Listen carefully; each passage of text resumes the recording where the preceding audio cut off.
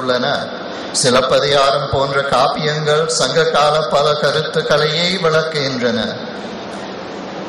மன்னர்கள், போர்கள், ஈகை வளம், பாணர்கள், அவர்களது வாழ்க்கை, அகத்தில் 5 நிலங்கள், அங்கே பொதுமக்களது வாழ்க்கை, இவை போன்றவற்றை சங்க இலக்கியத்தில் இருந்த மற்ற பிற்கால இலக்கியங்கள் பின்பற்றி வந்தன. சங்க பாடல்களை எடுத்துக்காட்டாக பயன்படுத்தின. சங்க பாடல்களை எடுத்துக்காட்டாக பயன்படுத்தாத தொல்காப்பிய உரையாசிரியர்கள் யாரும் இல்லை என்று உறுதியாக கூறலாம்.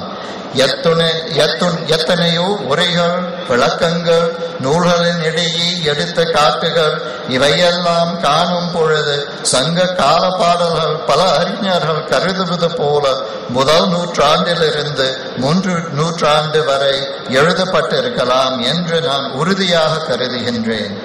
சங்க காலம் காளிதாசருக்கு முற்பட்டது என்ற கருத்தோடு பார்த்தால் சங்க பாடல்களுக்கு முன்னால் இருந்தது வேதமும் உபனிஷத்துகளும் ஒருவேளை மகாபாரதமும் இராமாயணமும் மற்றும் தான். பிற்கால தமிழ் வடமொழி தொடர்பு இருக்கிறது என்பதை யாரும் மறுக்க இயலாது. ஆனால் இந்த உரையில் நான் தமிழ் சங்க பாடல்களில் வடமொழி தொடர்பு இருந்தால் அது மிகவும் குறைந்த அளவே என்றும், சங்க பாடல்களின் கருத்துக்கள் பிற்கால தமிழ் இலக்கியங்களில் மிகுதியாக உள்ளது என்றும், தமிழ் சங்க மரபு ஒன்றுண்டு, அதை என்றும் தமிழர்கள் இலக்கியம் தொடர்ந்தே காத்து வருகிறது என்றும் தான் சொல்ல விரும்புகிறேன்.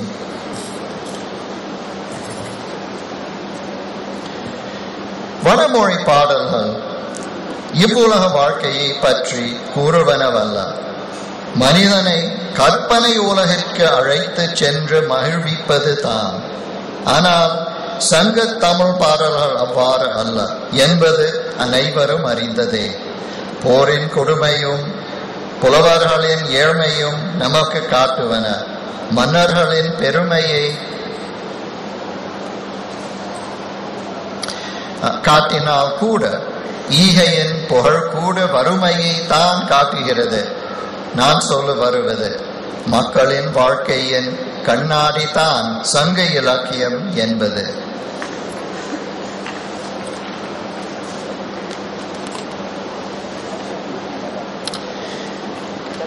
இந்த வடமொழியின் தன்மை காட்டுவதற்கு நான் சில முதலாக நான் இருக்க வேதத்தில் இருந்த சில பாடல்கள்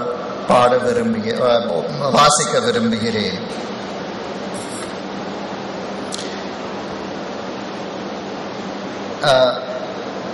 The Rig Veda goes back to about 1200 or 1300 BC. It's a very old work. The people who wrote it were nomadic people who had settled in the Indus Valley, and they were people who saw in nature the work of the gods. Everything in nature mirrored something that happened in another world, in the world of the gods. In order to show this, I'm going to read parts of a very famous hymn from the Rig Veda to the war god Indra. Indrasyanu viryani pravocham yani chakara prathamani vajri ahannahim anuapastatarda pravakshana abhinat parvatanam yarindraham prathamajamahinam anmayanam abhinah protamayah atsuryam janayandiyam Dyamushasam tadi na shatrum nakila vilitse. It's a very beautiful hymn.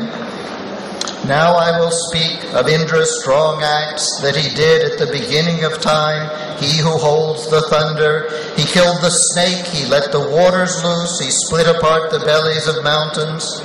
When you killed that snake, Indra, who was the first to be born of all snakes, Just then you defeated the tricks of dishonest creatures. Just then you made the sun appear, the day, the dawn, for there was no one to conquer you, and so forth.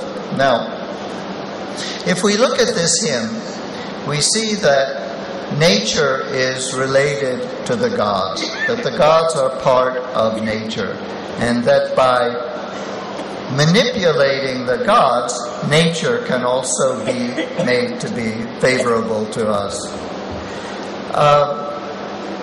This is the first and sometimes very beautiful manifestation of what became a very sort of central part of Sanskrit literature. As time went on, the nomadic people in the Indus Valley spread out. They settled down. And as they settled down, they had time to try to understand how